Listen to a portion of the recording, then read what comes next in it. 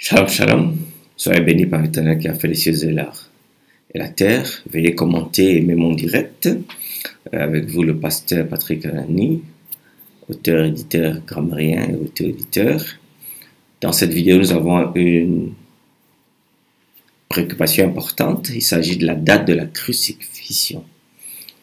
N'est-ce pas? Et nous allons essayer d'arriver à expliquer cela de façon très simple.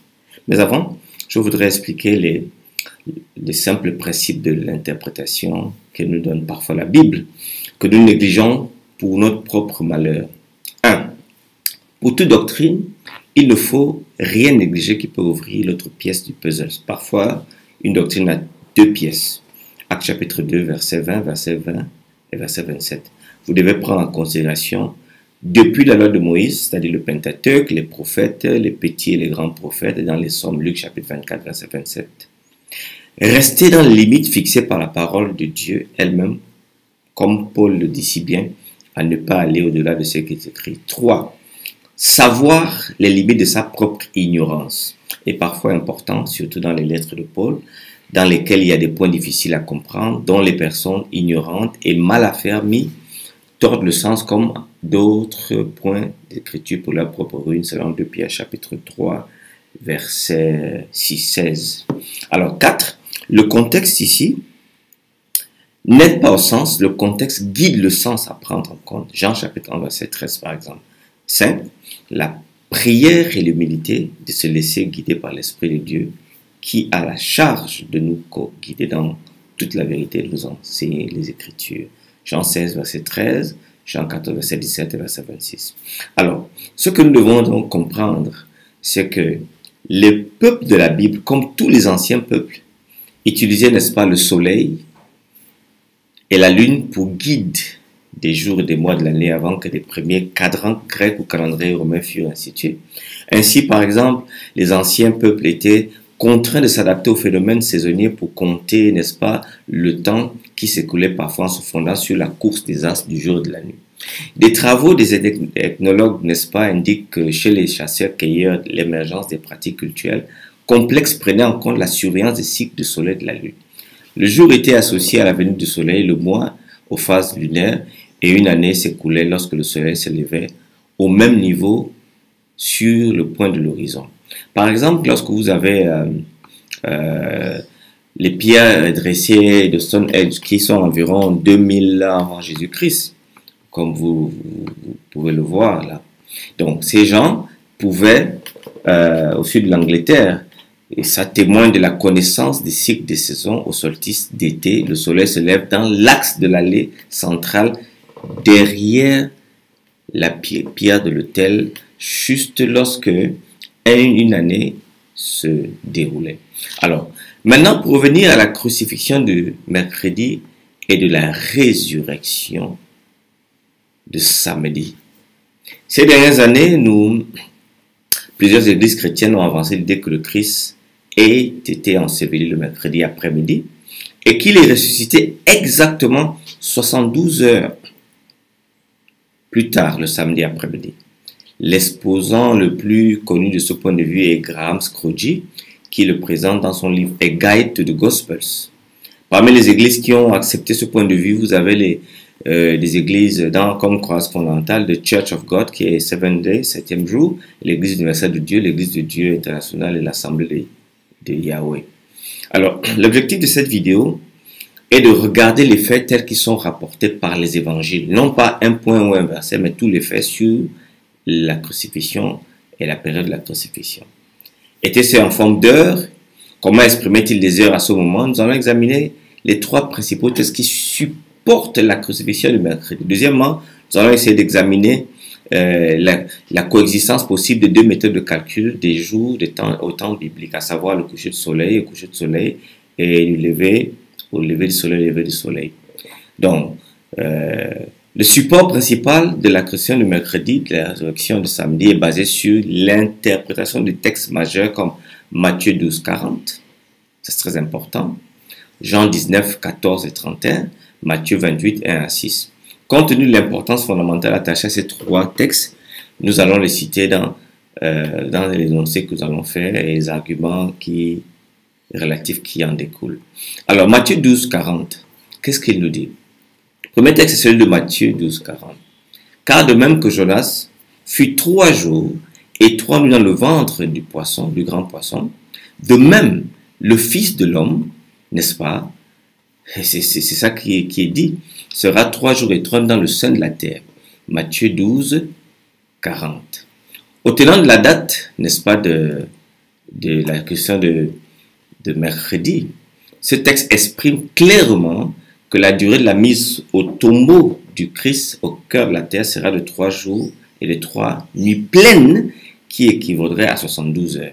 Cette conclusion, n'est-ce pas, est tirée de l'hypothèse que lorsque les jours et les nuits sont spécifiquement mentionnés, ils ne représentent pas une expression idiomatique, mais une période littérale de 3 jours entiers. Étant donné, n'est-ce pas, qu'entre le vendredi après-midi et le dimanche matin, il y a moins de 2 jours entiers, on prétend que le Christ devrait avoir été crucifié le mercredi après-midi et doit être ressuscité 72 heures plus tard, à savoir le samedi après-midi, afin d'accomplir la prophétie des 3 jours complets. Voilà donc la logique de ce texte. Si nous allons regarder un autre texte important, il s'agit de Jean chapitre 19, verset 14, verset 31. Là, nous avons, c'était la préparation de la Pâque et environ la 6e heure, Pilate dit aux Juifs, voici votre roi. Dans la crainte que les corps ne restent sur la croix pendant le sabbat, car c'était la préparation, ce jour du sabbat, était un grand jour. Les Juifs demandèrent à Pilate qu'on rompe les jambes aux crucifiés et qu'on les enlève. Ce texte interprété comme enseignant que le jour de préparation de la crucifixion de Christ n'était pas le jour précédent le sabbat hebdomadaire, le 7e jour, mais plutôt le jour précédent le sabbat annuel de la Pâque, qui ce jour-là aurait eu lieu un jeudi. Alors pour étayer cette conclusion, on fait appel, n'est-ce pas, au fait que dans l'Ancien Testament, les jours autres que le 7e jour de la semaine sont appelés parfois le sabbat. Dans Lévitique 23, verset 24, verset 39. Ainsi, le sabbat mentionné dans le récit de la Passion était prétendument un sabbat cérémoniel, annuel de la Pâque, que Jean appelle un grand jour. Jean 19, 30, 31. Pour le différencier du sabbat du 7e jour. C'est comme si le sabbat du 7e jour ne pouvait jamais arriver à un sabbat. Ça, c'est ce qui est étrange. Certains trouvent un soutien supplémentaire dans la crucifixion du mercredi, dans la prophétie de Daniel des 70 semaines, Daniel chapitre 9, verset 24 à 27, qui parle du Messie, qui va être retranché au milieu de la semaine. Il souligne que bien que cette prophétie ait l'application d'un jour pour une année, de sorte que 70e est devenu littéralement 7 ans, Christ étant retranché après 3 ans et demi de ministère, comme il a fait, mais il est significatif pour ces personnes qu'il a été coupé au milieu d'une semaine littérale. Donc pour eux, ça ne pose aucun problème. Le troisième texte donc, c'est Matthieu 28, verset 1 et versets 5 et 6, qui dit, après le sabbat, l'aube du premier jour de la semaine, Marie de Magdala et l'autre Marie allèrent voir le sépulcre, et Mélange prit la parole et dit aux femmes, pour vous ne craignez pas, car je suis ce que vous cherchez, Jésus qui a été crucifié n'est point ici, ressuscité comme il l'avait dit. Venez voir où il était couché. Alors, aux partisans de la crucifixion du mercredi, ce texte enseigne que le Christ est ressuscité avant la fin du sabbat. Car lorsque les femmes sont arrivées au sépulcre à la fin du sabbat, elles ont découvert que le Seigneur était déjà ressuscité. De plus, ils soutiennent qu'en comptant à rebours du samedi après-midi, les 3 jours et 3 nuits prophétiques de la mise au tombeau du Christ, on arrive au mercredi après-midi, comme le moment de la crucifixion du Christ, compte tenu de l'importance fondamentale attachée aux 3 textes cités par le crucifixionniste. du mercredi, chacun d'entre eux sera maintenant examiné dans un chapitre séparé où nous allons essayer de discuter pour déterminer s'ils soutiennent ou non les interprétations ci-dessus. Alors nous allons essayer de voir la réponse donc du signe du miracle de Jonas. La tradition du vendredi saint, dimanche de Pâques, est-elle une fable?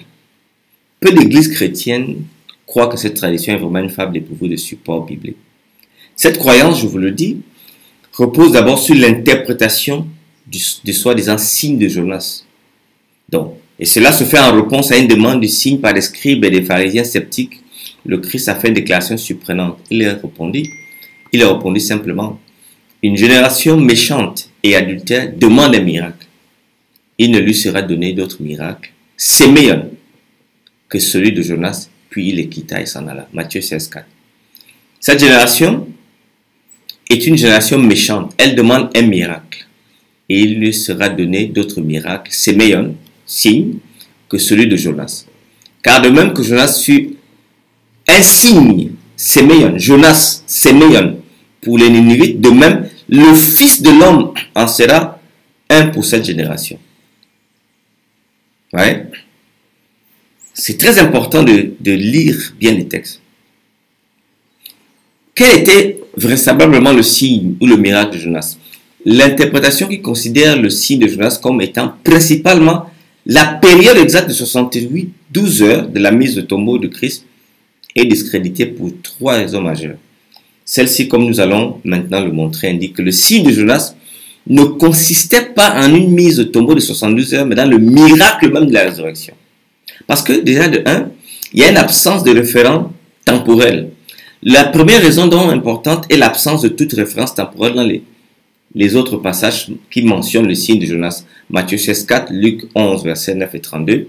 Dans Luc 11, versets 29 à 30, Jésus dit: cette génération est une génération mauvaise, cherche un signe, mais aucun signe ne lui sera donné si ce n'est le signe de Jonas.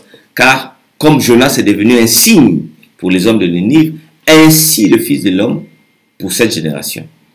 Dans Luc 11, 29, vous voyez bien, c'est comme le peuple s'amassait en foule, il se mit à dire: cette génération est une génération méchante, il demande un signe, un miracle.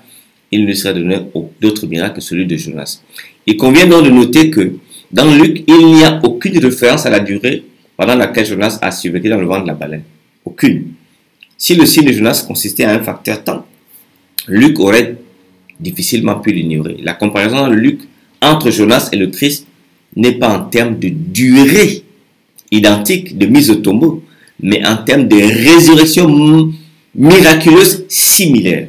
Car de même que Jonas fut un signe pour les Ninivites, de même le Fils de l'homme en sera un pour cette génération. Donc il y a une comparaison entre Jonas et Jésus-Christ, qui tous les deux ont été miraculeusement ressuscités.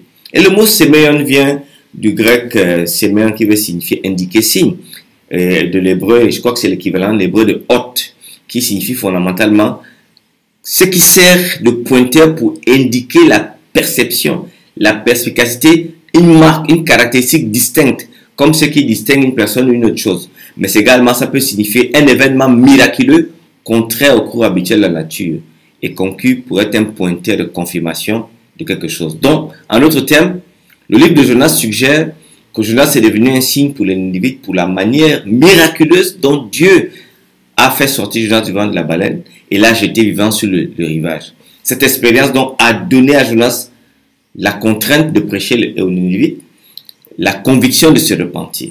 De même, Jésus-Christ, sauvé de la putréfaction, a révélé le mandat prophétique de Jonas qui a conduit de nombreux Ninivites à se repentir. De même, la résurrection de Christ révélerait dans sa messianité, ce qui amènerait beaucoup à croire en lui.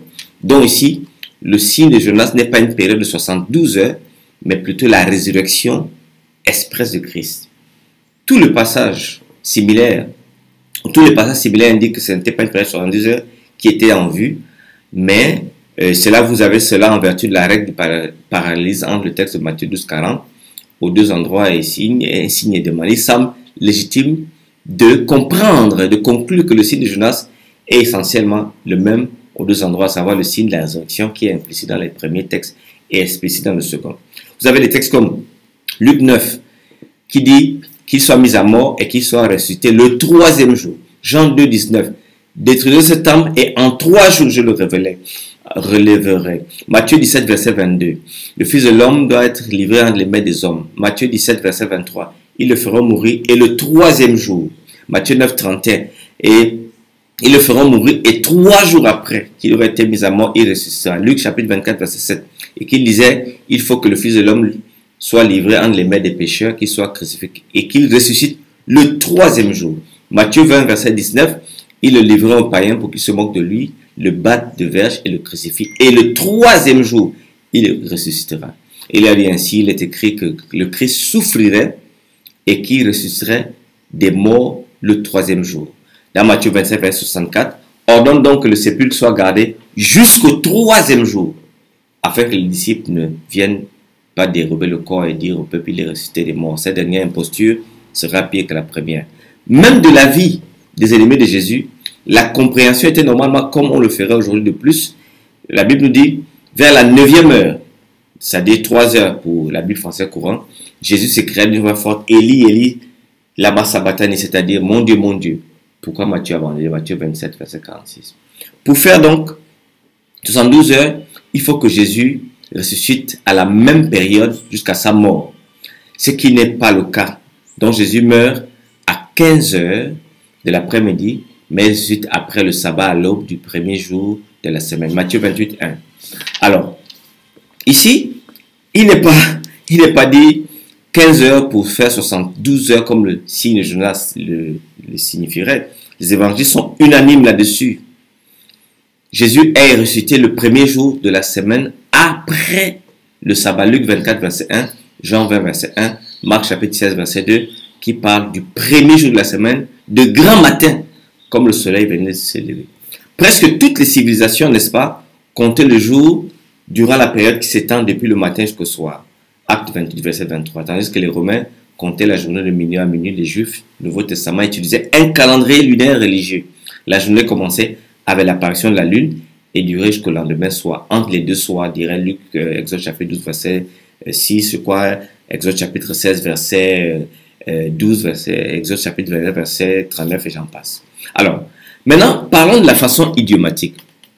L'interprétation que nous devons comprendre, très simplement, c'est cette interprétation littérale, l'expression 3 jours et 3 nuits comme représentant une période exacte de 72 heures, ignore les nombreuses preuves bibliques et rabbiniques sur l'utilisation idiomatique de l'expression 1 jour et 1 nuit. Pour ne pas se référer à un nombre exact ou un terme exact d'heures ou de minutes, mais simplement un jour calendaire, qu'il soit complet ou incomplet. Je répète, qu'il soit complet ou incomplet. Matthieu, par exemple, écrit que Jésus-Christ jeûna 40 jours et 40 nuits dans le désert. Matthieu 4, 2. La même période est donnée dans Marc 1, verset 13, et Luc 4, verset 2, comme 40 jours simplement, ce qui ne nécessite pas nécessairement 40 jours complets de 24 heures. Il est important ici de noter qu'au temps biblique, une fraction de jour ou de la nuit était comptée exclusivement comme représentant toute la journée ou toute la nuit. Cette méthode de calcul est connue sous le nom de calcul inclusif. Quelques exemples tirés de la Bible et de la littérature rabbinique suffiront à démontrer ce point de vue. La Bible nous dit par exemple, un Égyptien abandonné dans Samuel chapitre 30 verset 12 parle d'un serviteur égyptien qui était abandonné, qui n'avait point mangé de pain ni bu d'eau depuis 3 jours et 3 nuits. C'est ça que la Bible nous dit ici dans 1 Samuel chapitre 30 verset 12. Mais au verset 13, on nous dit, et voilà 3 jours, comment mettre m'a abandonné parce que j'étais malade. Vous voyez?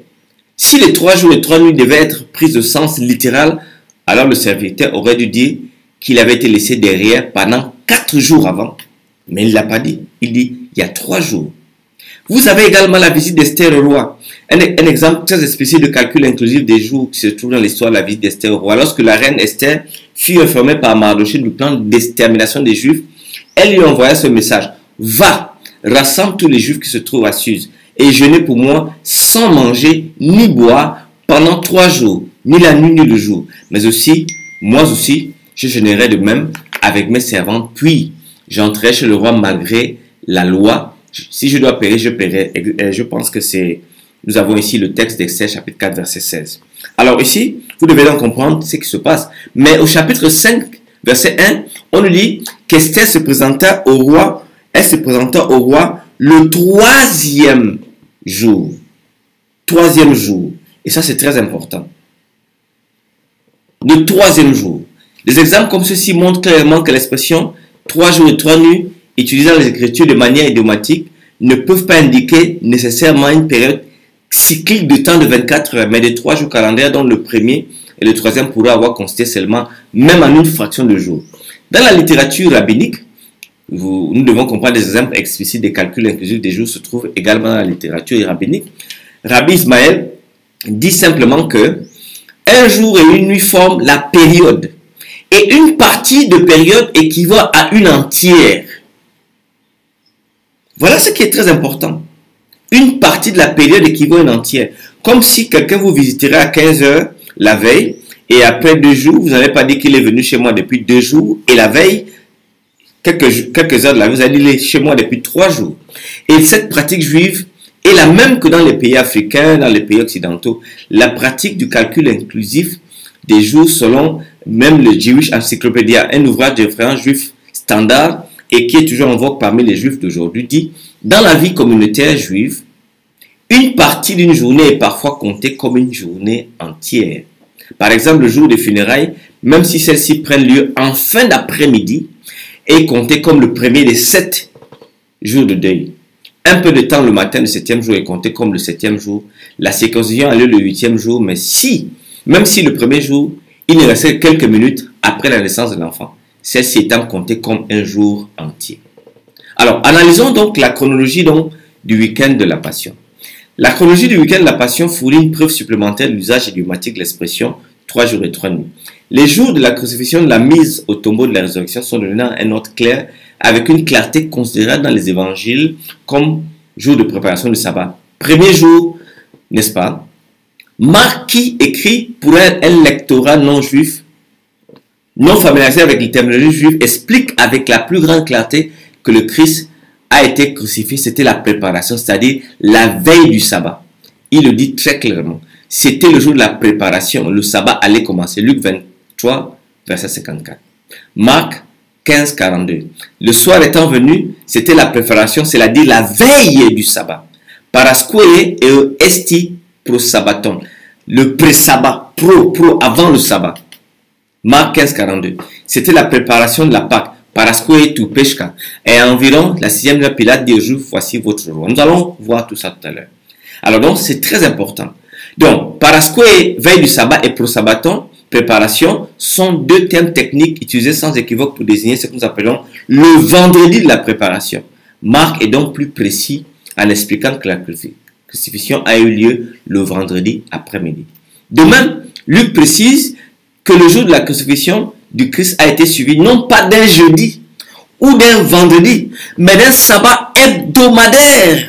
D'un sabbat hebdomadaire. Il écrit, c'était le jour de la préparation et le sabbat allait commencer. Luc 23, 54. En liant le début du sabbat à la fin du jour de la préparation et du début du premier jour de la semaine, Luc 24, 1, à la fin du sabbat, Luc 23, 56, ne laisse absolument aucune place à 2 jours complets pour intervenir entre la crucifixion et la résurrection. Sur ce que nous appelons aujourd'hui vendredi, le jour suivant est désigné par Marc comme sabbat. Marc 16, verset 1, qui à son tour est suivi du premier jour de la semaine, Marc 16, verset 2. Donc, il n'y a pas de mercredi là. La séquence chronologique de Marc ne laisse absolument aucune place à un intervalle de 2 jours entre la crucifixion et la résurrection. Alors, le Jean 19, 31 que je vais expliquer brièvement. Ce qui suit la mort de Jésus est compréhensible mais profondément ironique. L'évangéliste explique d'abord maintenant, c'était le jour de la préparation et le jour suivant devait être un sabbat spécial. Le jour de préparation, comme déjà mentionné, n'était pas le jour de préparation pour le repas de Pâques, mais pour le sabbat qui suivait. Matthieu 27, 62, Marc 15, 42, Luc 23, 54. C'était un sabbat spécial car il tombait la semaine de la Pâque. L'évangéliste ajoute, parce que les Juifs ne voulaient pas que les corps soient laissés sur la croix pendant le sabbat, ils ont demandé à Pilate de briser les jambes et de descendre le corps. Et ça là, selon Deutéronome 21, 22 à 23, laisser le cadavre d'un homme exécuté pendant pendant un arbre la nuit a profané la terre. Les Juifs voulaient que les corps de Jésus et de ceux qui étaient crucifiés avec lui soient enlevés avant le coucher du soleil, ce qui inaugurerait le sabbat. Alors, ce grand jour, de quoi s'agit-il? Sans doute appelé grand jour, car ce sabbat était aussi le premier jour de la fête des pains azim, la fête des pains sans levain, Lévitique 23, verset 6. Cette utilisation du terme grand jour ne peut être démontrée dans la littérature juive contemporaine, c'est vrai, mais ceux qui soutiennent que Jésus a été crucifié le 15 de Nissan soutiennent que ce sabbat était un grand jour parce que le sabbat hebdomadaire coïncidait avec le jour de la présentation des prémices par agitation, Lévitique 23, 9, 14. Cependant, Jésus est ressuscité le jour plus tôt où les prémices ont été offertes en accomplissement précis des types. Ça, c'est très important. La préparation Paraskoué signifie le vendredi. Alors, les opposants juifs demandent à Pilate de demander aux soldats d'accélérer le processus de la mort de cette manière afin d'éliminer les corps avant le lendemain qui était un sabbat spécial. Dans la loi, il est dit que le corps d'une personne mise à mort et accrochée à un arbre ne doit pas être laissé sur l'arbre pendant la nuit. C'était une malédiction pour le pays. La pratique romaine, par contre, elle, consistait fréquemment à laisser des corps pendant des jours pour servir d'exemple aux autres. Et donc, ici, la coïncidence ou la conjonction dans le calendrier dans l'évangile de Jean du 15e Nissan, Pâques, avec un sabbat, a rendu cela particulièrement inapproprié. Ainsi, la demande de hâter la mort en brisant les jambes des victimes. Et là, lorsque vous voyez donc le résumé de tous les évangiles, Marc, Matthieu et Luc, ils disent 3 jours après, Marc 8, 31, Marc 9, 31, 3 jours après, il ressuscitera. Marc 10, 34, et 3 jours après, il ressuscitera. Matthieu 16, 31, qui ressuscite le 3e jour. Matthieu 17, 23, ils le feront mourir, le 3e jour, il ressuscitera. Matthieu 20, 19, il le crucifie, et le 3e jour, il ressuscitera. Qu'il soit mis à mort, Luc 9, 22, et qu'il ressuscite le 3e jour. Luc 18, 33, on le fera mourir, le 3e jour, il ressuscitera. Vous voyez donc ici, c'est très clair. Ce vendredi du 14e jour du mois de Nissan n'était pas encore terminé. La journée avait été mémorable. Jésus avait été amené pour être crucifié très tôt ce matin, selon Marc, à la 3e heure. Mais pour Jean 15, 27, 25 dit à midi, la 6e heure, Jean 19, 14. Il faut donc noter ici que Jean compte le temps à la manière romaine en considérant que le jour commence à minuit. Les autres évangiles emploient la méthode juive selon laquelle le jour commence à 6 heures du matin. Jésus fut crucifié à 9 heures et ensuite, pendant les 3 heures qui suivirent, la journée ressembla à celle au cours desquelles un malfaiteur était crucifié. Marc dit qu'il y avait des ténèbres sur la terre jusqu'à la 9e heure. Donc voilà, Jean 15, 33. Marc 15, plutôt 33. Mais à midi, à quelque chose d'étrange se produit, l'obscurité se fit, une obscurité qui allait durer 3 heures. Luc 23, verset 44. Puis à 15 heures, Jésus prononça ces paroles finales. À la dernière de ces brèves déclarations de la croix, il dit, tout est accompli. Puis il inclina la tête et rendit l'esprit. Jean 19, verset 30. Alfred Loisy, dans son commentaire de Jean, dit ceci. Chez les Romains, comme autrefois en Israël, avant le règne de la loi, les cadavres des crucifiés restaient sur le gibet abandonnés aux chiens, aux bêtes de proie. Mais le Deutéronome 21, verset 23, prescrivait de les enlever dès le soir et les motifs religieux de cette prescription, l'urgence d'éliminer un cadavre impur, rendait la plus stricte encore. S'il est possible, l'éveil de sabbat et de grandes fêtes. Notre auteur en attira l'attention du lecteur sur ce point veut relever encore une fois le jour qu'il assigne à la passion du Christ. C'était un vendredi, la veille d'un sabbat. Et le sabbat en question était cette année là une grande fête, la fête de Pâques. Le premier jour de la semaine, elles se rendirent au sépulcre de grand matin, portant les aromates pendant qu'elles avaient préparé. Elles se trouvèrent que la pierre avait été roulée devant le sépulcre et étant entrées, elles ne trouvaient pas le corps du Seigneur Jésus-Christ. Après le sabbat, à l'aube du premier jour de la semaine, Marie de Magdala, allait voir le sépulcre, Matthieu 28, verset 1. Marc chapitre 7, verset 1. Lorsque le sabbat fut passé, Marie de Magdala, Marie, mère de Jacques et Salomé achetaient des aromates et afin d'aller embaumer Jésus-Christ. Le premier jour de la semaine, Marie de Magdala se rendit au sépulcre dès le matin comme il faisait encore obscur et elle vit que la pierre du sépulcre avait été ôtée. Jean 20, verset 1. Et s'en était retournée, elle préparait des aromates et des parfums puis se reposèrent le jour du sabbat selon la loi. Luc 23, verset 6. En conclusion, donc, mes chers amis, les exemples cités ci-dessus indiquent clairement qu'au temps biblique, l'expression un jour et une nuit signifiait simplement un jour, qu'il soit complet ou incomplet. Ainsi, à la lumière de l'usage qui prévaut l'expression 3 jours et 3 nuits de Matthieu 12, 40 n'exige pas que Jésus soit enterré pendant 72 heures, mais pendant un jour complet et 2 jours partiels. De plus, refuser le fait que Jésus soit ressuscité le premier jour de la semaine, qui est une référence au dimanche selon les évangiles. Vous avez par exemple Matthieu 28, verset 1, la Bible française, on va dire, après le sabbat, virgule, dimanche, au lever du jour, Marie de Magdalene et l'autre Marie vint voir le tombeau. Et Marc, de même Marc chapitre 7, verset 1, verset 2, Jean chapitre 20, verset 1, c'est exactement prendre un verset au détriment d'un autre sans harmonisation. La semaine n'a jamais changé depuis le temps de Jésus-Christ. Le premier jour de la semaine survient après le sabbat toujours, qui est le 7e jour de la semaine. Donc Jésus a passé un jour entier de 24 heures dans la tombe, de vendredi à 15h à samedi à 15h. Et a passé quelques heures du vendredi, du samedi dans la tombe et quelques heures du dimanche dans la tombe. Par conséquent, sur lui, vous voyez donc qu'il y a eu exactement 3 nuits et 3 jours. Vous voyez donc, il a donc goûté donc 3 expressions lunaires, 3 expressions solaires, 3 jours et 3 nuits. Si l'on considère que les Juifs commençaient au coucher du soleil de sorte que le premier jour de la semaine comprend le samedi soir, on comprendrait aisément que le Seigneur Jésus-Christ a vu alterner donc 3 jours et 3 nuits, dès vendredi à 15h jusqu'à la tombée de la nuit, samedi toute la journée jusqu'au soir, dimanche dès la tombée de la nuit, le samedi soir jusqu'à dimanche à l'aube. La résurrection au dimanche matin montre qu'il a fait idiomatiquement 3 jours où le soleil le vendredi, samedi matin était sur lui et la période lunaire du même vendredi, samedi, dimanche. Ceci est clair, puisque qu'une partie de la nuit compte pour un jour entier.